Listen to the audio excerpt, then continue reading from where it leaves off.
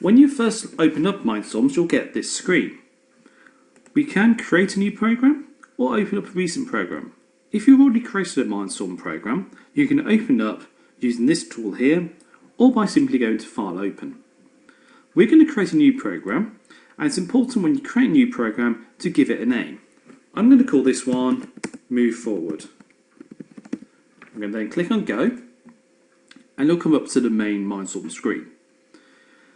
The commands you can use in Mindstorms are all on the left hand side. There's Move, Record and Play, Sound, Display, Wait, Loop, and Switch. There's lots of different commands, but we are only going to be using one at the moment, which is the Move command.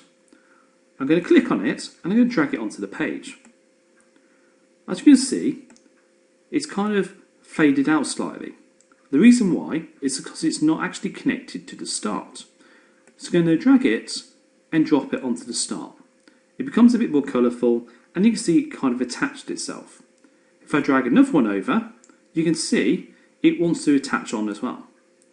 What this means, it's going to do this one first, followed by the second one here. Now, if I click on one of the commands, I can change what it does on the toolbox at the bottom of the page.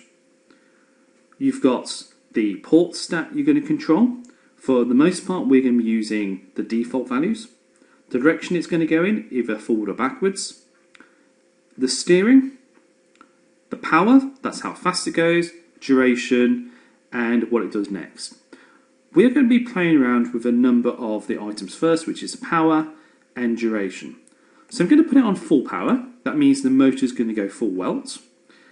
And instead of rotations, I'm going to click on the drop down and I'm going to choose seconds. Now, rotations is the number of times the motor wheel turns, okay? So that's not the number of times the robot's going to turn around, for example. It's the number of times the motor's going to turn. Seconds is the easiest way to control it. And I'm going to set this to be 5 seconds. What that means is it's going to move forward for 5 seconds.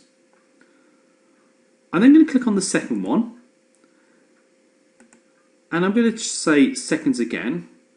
And this time I'm going to make it turn. I'm going to make it turn for 1 second. And I'm going to maybe choose 50% power. Okay? I'm doing that just to show you how I can change it. The most common mistake people do is they'll choose degrees and think, well, my robot's going to I want it to turn all the way around, 180 degrees, so I'll put 180 degrees in. That does not mean it's going to turn 180 degrees. What it means is the motor is going to turn 180 degrees, which might only turn your robot maybe 10. You know, you have to experiment with this, and we're going to be doing some tasks to help you do that later. So I'm going to choose seconds, and I'm going to set it to be 0.5 seconds. Now that that's done, I'm ready to download it to the robot. To do this, I need to first of all switch the robot on, and I need to plug in the USB cable.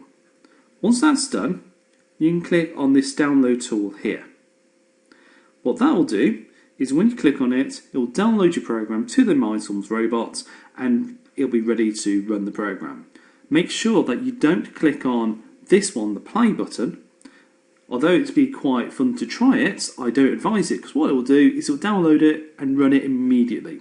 Now, if you're getting your robot to run for 5 seconds and it's on the top of the desk, you can probably imagine what's going to happen. So don't press the play button, just press download.